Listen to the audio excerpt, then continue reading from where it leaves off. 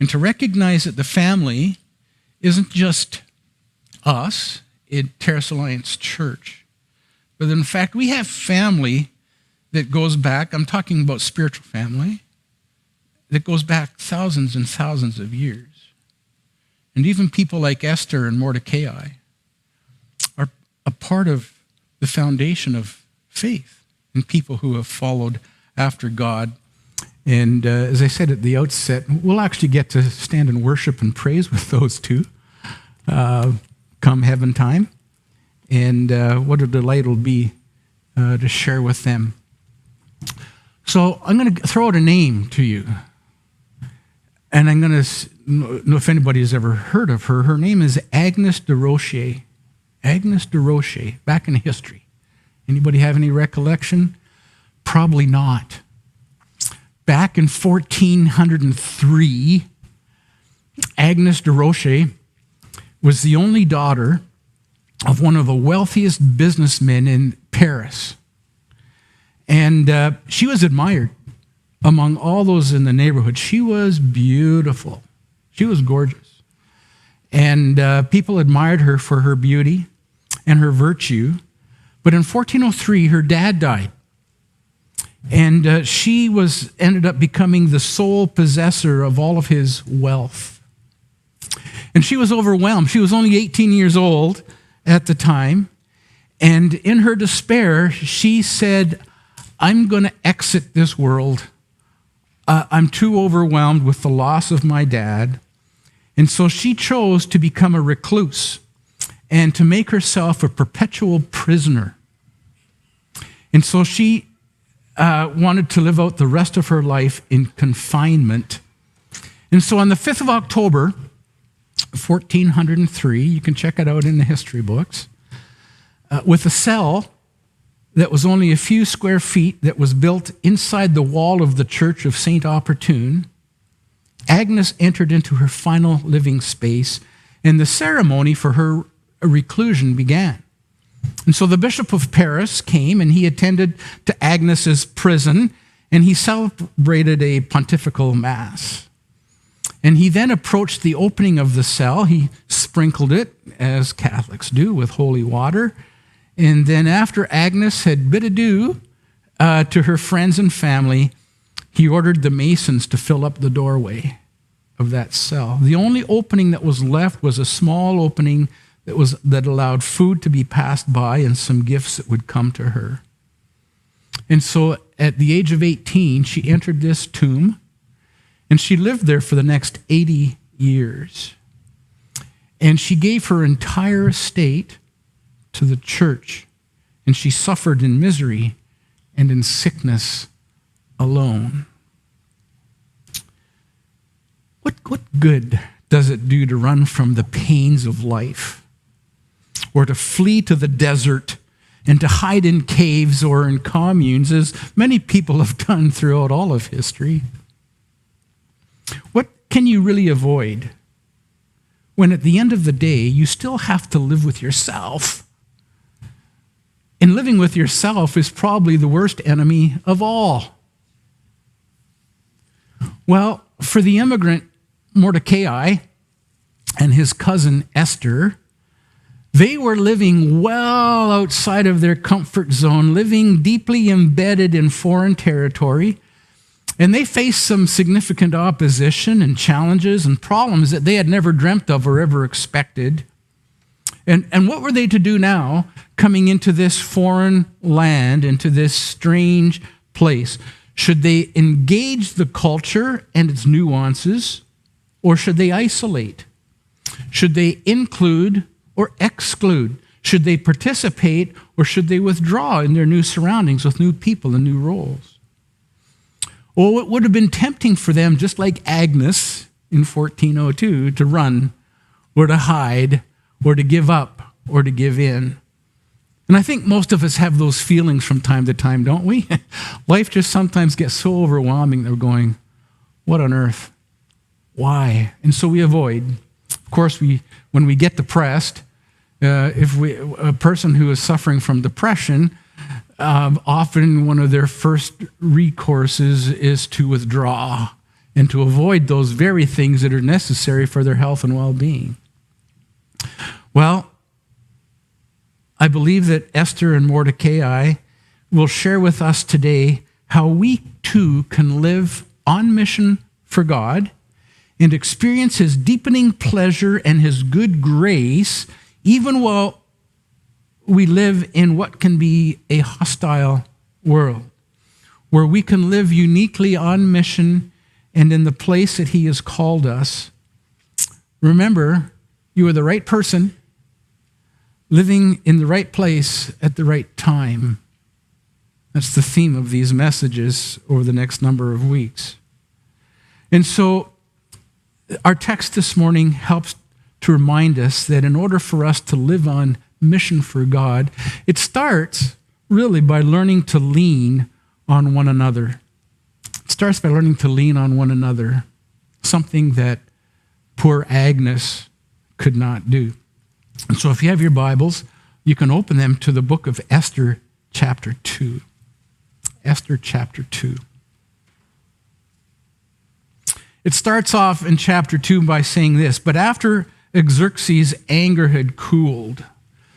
What was he angry about? So hopefully you've been reading through. So what was Xerxes angry about? Any rememberers here? Yeah. So right. So his Queen Vashti, he was ordered. He said to his servants, "Bring Vashti here," because he wanted to show her off. So if you read chapter 1, he wanted to show her. She was beautiful. And he was arrogant. And he wanted to show her off. Like, look at me. I got the hottest chick in town coming to me. And she knew it. She was only used by the king because she looked good. And so she has enough guts and courage at the end of the day to go, "I'm not coming." Well, the king exploded in anger. Like, who denies the king anything that he asks? And so, of course, the king then in chapter 1 goes to his servants and he says, "What should I do?" Like, well, then you've read the story, right? So, I hope. So these servants go, "Oh, poor king, that's horrible. That's the worst thing anybody can do." You know what's going to happen? All the other women in the kingdom are going to go, "Well, if Vashti does that to the king, then maybe I don't have to be obedient to my husband either. Maybe I don't have to honor the king. And so this is terrible, king. Like there's going to be horrible consequences if you don't challenge that." And so he cut her off. He dismissed her as king. So, chapter 2, verse 1. After his anger cooled. And we see that in Xerxes throughout the book. Because he goes, boom, he explodes, and he calms down. And then he explodes, and he calms down. And we'll see how at the end of the day, his anger, I mentioned this last week, actually serves God's purposes in a strange way. So, after he began thinking about Vashti and what she had done and the decree that he had made, cutting her off, so his attendees suggested, "Let us search the entire empire." This is the Persian Empire, friends. This isn't like, let's look through terrace and see who's pretty here. This is basically the world. Let's look throughout the world, and there's 127 provinces in his kingdom. And so let's look for a beautiful young virgin for the king. And let the king appoint agents in each province to bring these beautiful young women into the royal harem at Susa. And Haggai, the eunuch in charge, will see that they are all given beauty treatments. And after that, the young woman who pleases you most will be made queen instead of Vashti. And this advice was very appealing to the king. And so he put the plan into effect immediately. Now, at the fortress of Susa, there was a certain Jew named Mordecai, son of Jair. And he was from the tribe of Benjamin and was a descendant of Kish and Shimei.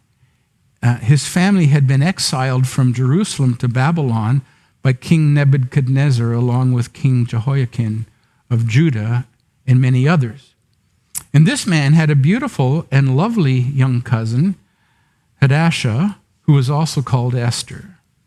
And when her father and mother had died, Mordecai adopted her into his family and raised her as his own daughter. And so, interesting story to this point in time. 30 years ago, so not all that long ago, in the great city of Hollywood, California, a wealthy man passed away, and he left his entire $5.5 million fortune not to his live-in girlfriend, Marie Dana, with whom he lived, or to any of his relatives, but he left his entire fortune to his Cocker Spaniel, Samantha. Interesting. When he died, he left his opulent Beverly Hills mansion and $350,000 in his will to his dog, Samantha, whom he termed in his will as his loving companion. Marie Donna was called in the will his good friend. And he left her a stipend of $60,000 a year, provided she took the dog as a caretaker, lived in the mansion, and then he also gave her a $50,000 cash bonus for saying yes. And upon the 15-year-old Samantha's death, the will stipulated that the arrangement with Marie Donna to be canceled completely, and he says, I wish the house to be sold and the money distributed to charity. Interesting, isn't it? Many people in life have no room for loved ones or for family members, and they do not share what they have with anyone because they don't think they owe anybody anything. One of the surprising features of this book of Esther is her name. She's not the most predominant figure in the book. Actually, Mordecai is, and his is the most visible name. And the story is probably actually more about Mordecai than it is Esther, although Esther plays a very powerful part in Israel's redemption. And so why is Mordecai so prominent and yet not given very much coverage? Well, in contrast, we have a king here, Xerxes, and we have the pride of Haman, whom we'll discover next week, who was, as if the king was bad, Haman was 1,000 times worse. And then we have this dude called Mordecai, who, as we read the scripture and we read through the book, he is oozing with compassion. He is oozing with integrity, and he stood out like a beacon in the culture. He was a light in a dark place. That's you and me too, friends. I believe Mordecai was probably and is one of the most inspiring and upright characters in the entire Bible. And when you think about impeccable people, you tend to think of people more so like Daniel or Joshua. Parents today, when they're thinking of naming their kids, it's not uncommon. Daniel is one, Joshua is another, and even people name their kids Esther, right? Those are pretty common names. But we don't hear the name Mordecai as a kid's name much in our culture, do we?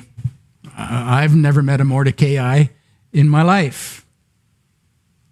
Yet here is a man who is marked with greatness, and I think one of the marks of greatness is how that name is extended to future generations to influence other family members. You see, friends, it's not the mark that you make in this world that makes you great. It's the mark that you have with your family that makes you great. How's your family life? If your family life is doing good, you will leave an inheritance that will continue for generation upon generation. But if you're only trying to get ahead and get some fame in the game and your name in the game, your fame will soon fade like Haman or Xerxes. But people whose family live on forever, again, Esther gives us an example of that as we move ahead. And so here's Mordecai. This guy has endured a fair amount of suffering, and he survived some pretty impossible odds if we read the story. He was taken captive with King Jehoiakim, who was the son of Jehoiakim, the king at the helm, when Nebuchadnezzar came in and first invaded Judah. And the word captive, or around this word invasion, is not your typical ordinary word for captivity. It's a technical term for the Babylonian captivity of Judah, the Gola, that was first recorded in 2 Kings and then later fell. And so here they were brought into this foreign country. They still were able to live and function, but the oppression that they received was quite significant. And the Jews were seen as peons, as it were. They were the slaves. They were the people who didn't really amount to too much in the culture. And so Mordecai had to fight the odds with that, and the will to survive through some of that horrible history. But through the structure of those days, we read from our text that he also cared for his cousin, Hadassah, or Esther, who was the daughter of his uncle and aunt who had passed away. And so he had taken on this responsibility that occurred when they were still in exile. So Esther was born in that 40 years of captivity, probably near the latter half of that captivity. And so while there, obviously, Esther became an orphan. And Mordecai probably wasn't that much better off than she was either, because he was without parents, and now he's taking care of his cousin. And it was understandable. She was a young girl, and here they are now living in a foreign country, and he had been in the country, he had been in Babylon longer than anybody else, because he was actually in the first group that was exiled into this land. And he was a man, so that actually gave him a bit of a foot up, or hand up, as it were, to be able to survive in the culture and handle the harassment that would come. And particularly when you begin to think about the sexual harassment, when you have a fairly impressionable, attractive young cousin, he was trying to protect her. And so in verse 7, it says that he raised her. Now, he didn't just go, "Oh dear, I've lost I've lost a family member, so now I have to take care of this cousin. She's a pain in the neck." He didn't just provide for her food and shelter. He didn't just give her a roof over her head. The term actually is inferring raising up to that as acting like a foster parent or a nurse, and it literally means to render, or to be firm, or to be faithful. And so more than food or shelter, he gave his love and his support and his advice. And he was like a loving brother, a loving mentor, and he actually functioned sort of as a father figure to her. And so he took care of her, and he spent time with her, and he gave her the very best, just as any parent would. And her respect for him is evident here in the text that follows, because she listened to his advice and direction at many times throughout her life. And so she was extremely influenced by her uncle. And so they learned to lean on one another. They learned how to get through life together. And I think that's good direction for us as a church too, isn't it? As we seek to live out our calling, we do life better together rather than in isolation, rather than living like Agnes in 1400 that served zero purpose for the kingdom of God. When we work and live and fellowship and breathe and worship together, more is accomplished.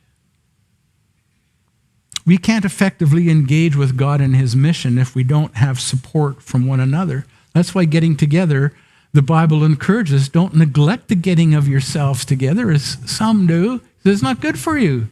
It's not good for your health. It's not good for your mental health. And it's not good for your spiritual health.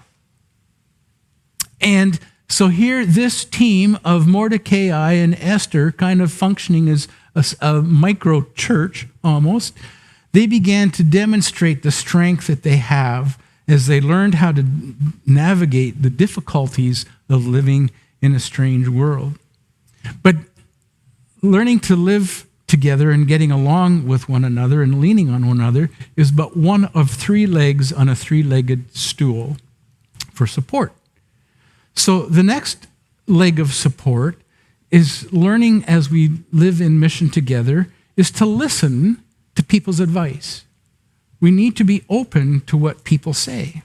And so in Esther chapter 2, verse 8, and as a result of the king's decree, which was to go out and find these women from all over the place, Esther, along with many other young women, was brought to the king's harem at the fortress of Susa and placed in Haggai's care. And Haggai was very impressed with Esther, and he treated her kindly. And he quickly ordered a special menu for her and provided her with beauty treatments. And he also assigned her 7 maids, especially chosen for the king's palace. And he moved her and her maids into the best place in the harem. And Esther had not told anyone of her nationality and family background, for Mordecai had told her not to. Every day Mordecai would take a walk near the courtyard of the harem and to ask about Esther and find out what was happening to her. Before each young woman was taken to the king's bed, she was given the prescribed 12 months of beauty treatments, 6 months with oil of myrrh, followed by 6 months with special perfumes and ointments. Do you ever have strangers, salespeople, show up at your door unannounced? Has that ever happened to you? It's hard to know what to do sometimes, isn't it?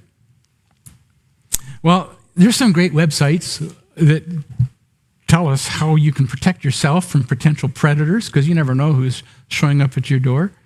So let me just give you some bullet points of some things one website says to do or to not do. Never indicate that you're home alone. So if they ask you, is your husband or your partner there? Do you have kids? Don't say, oh, no, I'm home alone. That's not good news. Never open your door to a stranger. Use your wide-angle viewer to see who's at your door, if you have one. Don't open the door to anyone you don't know without verifying their identity, which includes police officers, repair, delivery, or salespeople, and political or charity volunteers. And so what you need to do is ask for identification. Can you just put your badge up to my little window piece here so I can see that's actually you? Don't rely on telephone numbers that they give you, because the telephone number they give you could be an accomplice who's actually working with them. Don't open the door to a stranger requesting to use your telephone. Hey, I've had that. Can I use your phone? I broke down just down the road and I need to call. No. Offer them, I'll make a phone call for you. Yeah, so you tell me who you want to call, I'll call, but don't give them your phone, because who knows that they don't have a little device that's actually picking up your number to be able to get into all your data on your phone. When a package is delivered at the door, ask the parcel, simply leave it at the door. If it requires a receipt for you, just say, slip it under the door, and then you pick up once the person has left. And then, of course, children, we know this, should always be trained to never open the door, right? So as a parent or a guardian, right, these are common things, I hope, because what are we trying to do? We're trying to say, be careful. We don't know who's out there. We don't know who's going to be taking advantage of you, so be cautious. And so sometimes as a parent, and I remember our kids, don't tell me, don't nag. Well, we nag because we have the privilege of nagging as parents, because we're concerned about their health and well-being, right? You remember sending your kid to school for the first time? Oh my goodness, what a fearful day. You just hope that they remember the litany of the list of all the measures that you've given them to be careful as they go. Well, that's what Mordecai believed too. Mordecai didn't have an agenda of not telling Esther to reveal. He had no agenda other than her safety, because he knew that there were people that had an axe to grind with the Jews. The Jews, as I said, were peons. They were nothing, and yet they were claimed to be God's holy people, right? And so when I think about our current education system and some of the parenting methods that are pronounced today of instilling honesty in a child, I think we want our kids to be honest, but sometimes there's great naivety because we expect them to tell us everything about everything, and that's not good. And so we know, do we not? We have kids and youth and even adults telling somebody online on the internet everything about themselves, which is horrible and terrible. It's honest, but it's not very smart, right? In fact, it's totally irrational, extremely dumb, and downright dangerous. And so note that Mordecai didn't tell Esther to lie. He didn't encourage her to lie about her race or her birthplace. He simply instructed her, don't give any information that isn't asked of you, right? Pretty simple. Don't say more than you need. Do whatever the other ladies in the harem, the rules for one are the rules for all. Follow those. But if they don't ask about your family or where you came from, don't tell them. If the rules are mute, don't say anything. Because telling everybody everything is not wisdom. It's folly. And it's such a secular lie and a philosophical deceit to tell everything to everyone, all the tasteless, crass details of our life that aren't fit for print in order for us to be an honest person. Now, if you're dealing with that and you're working through the 12 steps of AA, there's a part there where you've got to do some exposure, but you're doing it in a safe way, not in a way that's kind of communal information. And that's the message of our social media today and our visual media, to be honest and to tell everything to everybody. But Mordecai anticipated that there were sick and bigoted people out there who would take advantage of her and of her background, which would end up disqualifying her, because if the king potentially ever found out that she was a Jew, what would he want her to be the queen for, right? She wouldn't have the opportunity to answer her critics and make her case.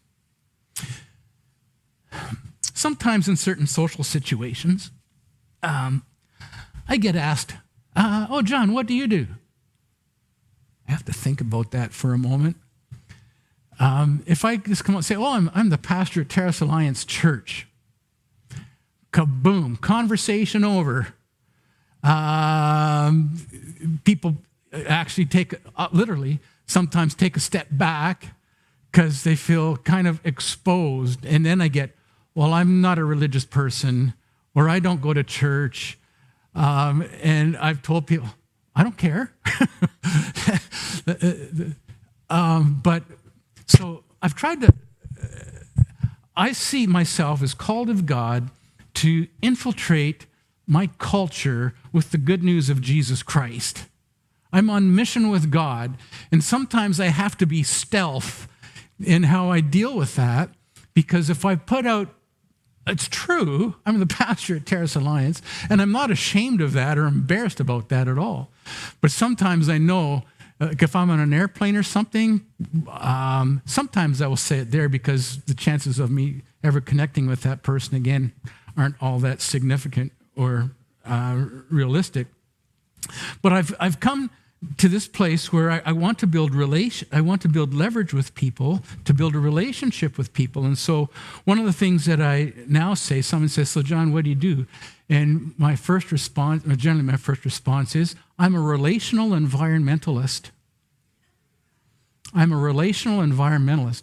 Well, that gets the conversation going. Whoa, what do you mean? And so I get to tell them, you know what? I'm about helping people find a healthy relationship with each other, and I'm about helping people find a healthy relationship with God. Oh. And so, but that opens, if pastors, sometimes it just is a dead end, right? People don't want to go there. Relational environmentalist, kind of opens the door. Sometimes, depending on the setting that I'm in, sometimes I will say, oh, I'm a mental health specialist. Oh, that must be interesting. And go, yeah, it is interesting. Let me tell you about that, right? And so then I can do that. So I'm not being dishonest. And then sometimes I will be able to bring in the fact that, oh, yeah, I'm also pastor at Terrace Alliance Church. But anyway, so about icebreakers, I want to create opportunity for dialogue. I tell the truth, but I couch it in ways that the hearers can understand and not feel threatened or put off, right? The second thing about the wisdom of Mordecai's words was that the time wasn't right for Esther to reveal her identity. Jesus, you know what? He did the same thing. He did the same thing. It wasn't a secret per se about who she was. It just wasn't the right time. A family secret, though, she had no family secrets. Family secrets, we know what the secrets do. They bind us, right? And they end up killing the spirit within us. But Esther's race wasn't a shame. There was no skeletons in her closet. There was no scandals in her family, no sin to own up to. But it is, however, wisdom to know what to tell and who to tell and when to tell. And by the next chapter, we in fact see Mordecai, he begins to open up about the fact that he was a Jew as well. So again, just being aware of some of that backdrop. So to be fair to Mordecai, he included himself in things that probably shouldn't be said in the moment. And because, okay, here's this woman who has been brought in to the king's harem, but along with who knows how many, potentially hundreds of other women were there. But her supervisor, her overseer, he took an interest in her, not sexually because he didn't have the capacity for that, but he took special interest in her and he brought her into the best place, right? In the harem. And it would be very easy for Mordecai to go, that's my cousin. She's pretty hot stuff, eh? She's the finalist for Miss Persia or Mrs. Persia to be. He could afford to boast potentially about that. Most of us could afford to boast if we had a famous or rich or successful family member. But Mordecai, his interest is in making sure that Esther looks good, not him, right? He didn't want to steal the show. He wanted her to have the credit. And so his concern was not to instill apprehension and anxiety, but to instill alertness, right? I want you to be alert, honey. Be careful. He didn't want her to say, oh, my cousin said this, or my relative said that, or Mordecai said this or that. And if you notice carefully, Mordecai never asked for any credit, even in as far as verse 22 of the chapter. It says, but Mordecai heard about the plot and passed the information on to Queen Esther, and she told the king about it and gave Mordecai credit for the report. He didn't look for it. The Bible says, let another man praise you and not your own lips, right? He had no guile in him. He had no self-interest. And so Esther listened and she deferred to Mordecai in the area of human judgment. And his work, like any parent, was never done. You know that, right? Those of you who are parents, your work is never done. And so he told Esther, even though she's now a young adult, not for the joy or heck of getting on her case, but that he was worried and concerned about her. And so the Bible even tells us here in our text that he paced every day up and down. So he would go by every single day. He was pacing and he was asking, so what do you hear about Esther these days? How's she doing? Because she had no outside contact. And so he did this for a whole year and 12 months, and he hadn't heard from her at all. He probably began to regret not doing more to stop the contest, perhaps, because how would he know what was going on in her life? But he had no choice. If you know, he didn't set her up. It was the king who commanded these women to come to him. And so as he treats her like an adult, he gave her responsibility for her own decisions, and she obviously passed that with flying colors. And so all I'm saying in this morning for us is to welcome the advice of other people. Don't think you know it all. Don't think you have it all together. Begin to realize that maybe somebody else has something good that they can impart to me. Sometimes it comes across in ways that we don't like it, right? Oh, I wish that person would stop telling me how to do my job or what to do. but graciously receive it because there may be some wisdom. And actually, the Bible tells us that there's wisdom in a multitude of counselors. Having many people speak into us is actually quite helpful. And it helps keep us on mission for God. If I think I can be on mission for God all by myself and doing it alone and then not listening to advice of others, I will fail. Thirdly, our third leg of the stool is to look to God above. So in Esther chapter 2, reading at verse 13, and when the time came for her to go to the king, she was given her choice of whatever clothing or jewelry she wanted to enhance her beauty. That evening she was taken to the king's private rooms, and the next morning she was brought to the second harem where the king's wives lived. And there she would be under the care of Shazgaz and other of the king's eunuchs, and she would live there for the rest of her life, never going to the king again unless he had especially enjoyed her and requested her by name. And when it was Esther's turn to go to the king, she accepted the advice of Haggai, the eunuch in charge of the harem, and she asked for nothing except what he suggested, and she was admired by everyone who saw her.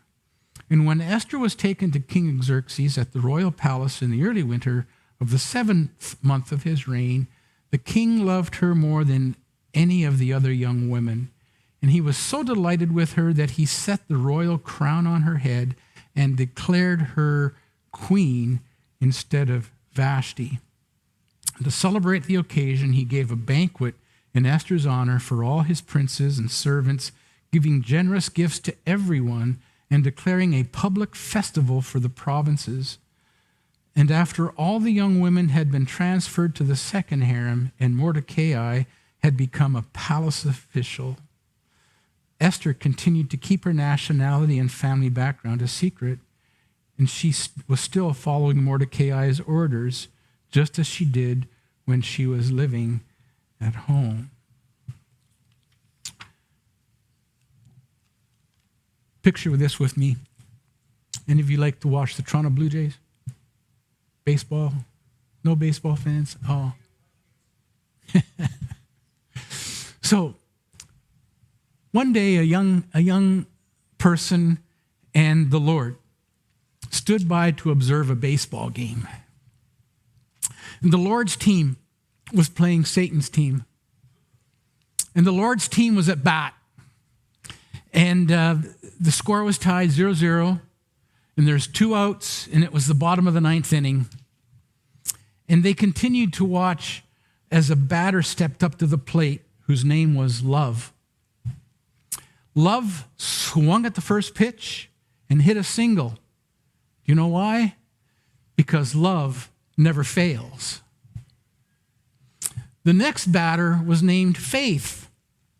Faith also got a single because faith always works in tandem with love. The next batter was named Godly Wisdom. Satan wound up and he threw the first pitch, and Godly Wisdom looked it over and let it pass. Ball 1.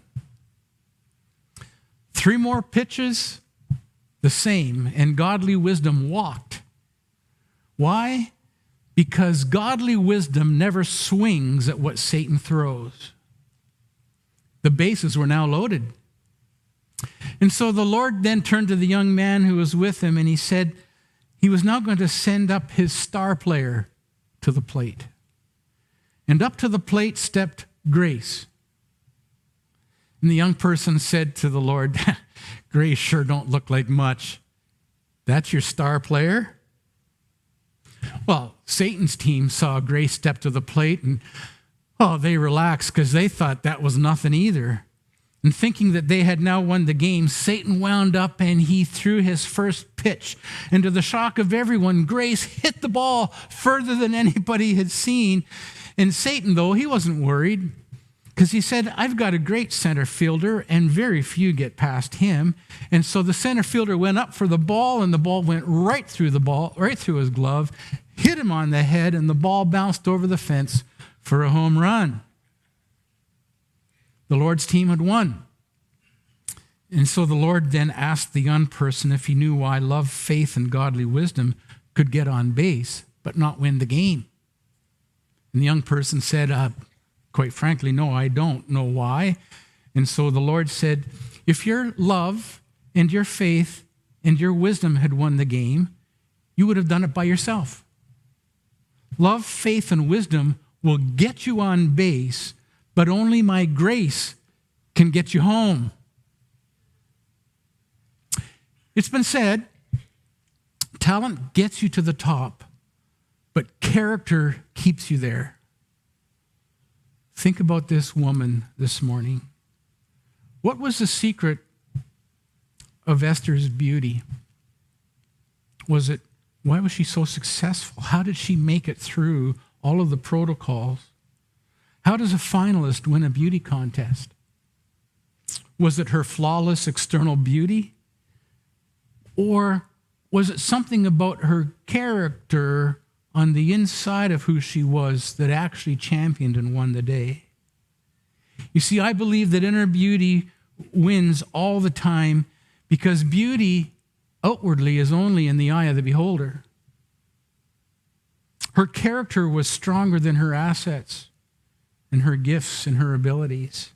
And surprisingly, Esther did not win the pageant because of her beauty.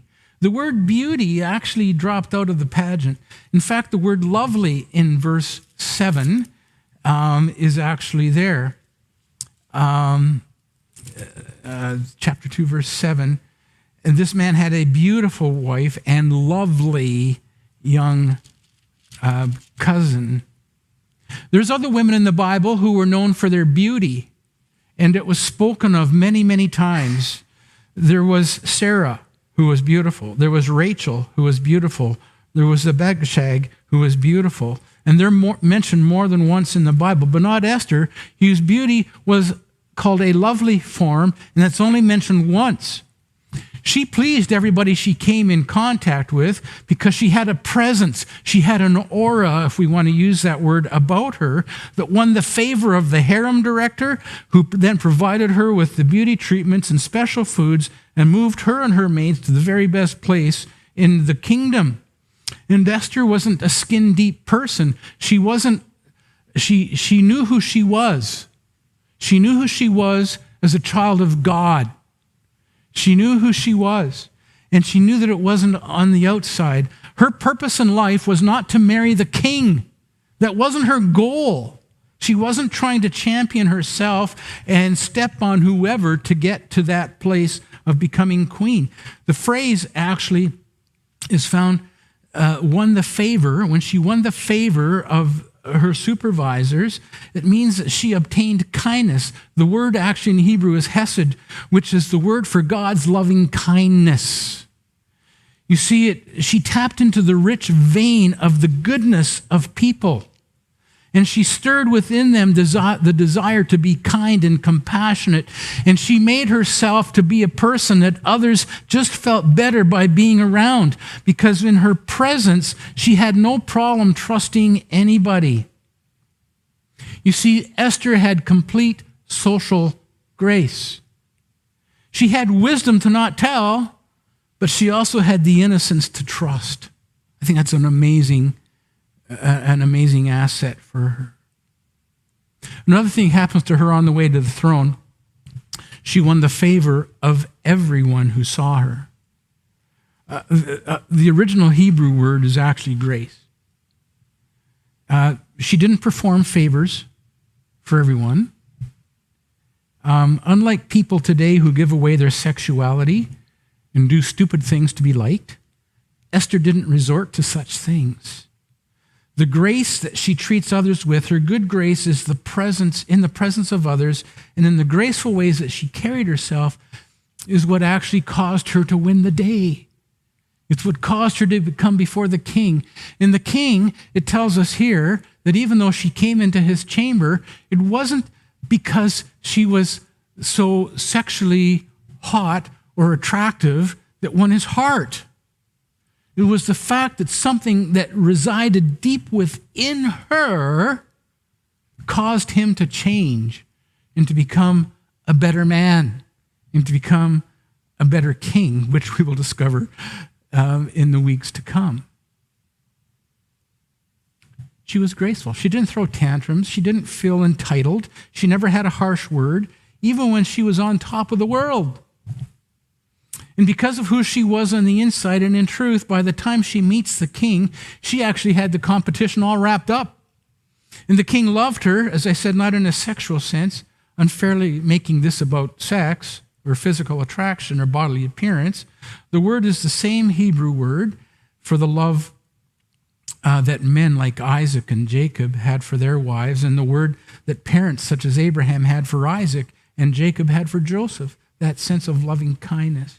And again, this word loving kindness and grace emerge now in the presence of the king, but in reverse order. She obtains his grace before his loving kindness. And so, in a literary and theological level, the writer is actually, if we read it, is comparing Esther and the Israelites' grace or favor with the second chance that God gave to Noah, who found grace and favor in the sight of the Lord. So let's bring this home this morning. Living as Christians in a hostile world is challenging, isn't it? Knowing what to say and how to say it, and but having integrity and walking with the favor of God. We should not hide our heads in the sand or bury ourselves or be scared like a deer in the headlights, so to speak. The Bible tells us that we are the light of the world. That's who Mordecai was. He shone up. There was something about him. That's what Esther did. She was a chip off the old block, so to speak. And they stood up because they recognized that there was no safe room to hide. Be out in the open and allow the kingdom of God within you to be expressed and exposed to the world around you. And so we shouldn't just be seeking to better ourselves. We need to be seeking to influence those and better the world around us and to connect to others, because we are all influencers. The only question is, what are you influencing? And how are you influencing? Are you trying to influence through power, like Xerxes or Haman? Or are you trying to influence through love and caring and support and through character? We're all influencers. And the question is, what is our character and what is our approach? It's been said, to the world you are one person, but to one person you are the world. I like that. To the world you are one person, but to one person you are the world. Don't give up. Don't forget your mentors and your caregivers and those who have sacrificed for your success. Esther never did. Don't dismay or be dismayed by their intrusion or what you may think is interference in your life. It's their job. That's why we have mentors. But Esther also reminds us to use our heart and our head, not our face and our body, to get ahead. And as we live on mission with God, we are here in the right place at the right time to make a difference. Esther made a difference. We'll talk about that in the weeks to come. And she made more than just a difference. She made a dent, and she actually changed the course of human history. That's how powerful this woman became. And so we can do serious damage for the greater collective good to those we serve. And so I trust that you will live this week on mission as you make your maximum impact for God. Let's pray. Father God, we thank you for your love and grace.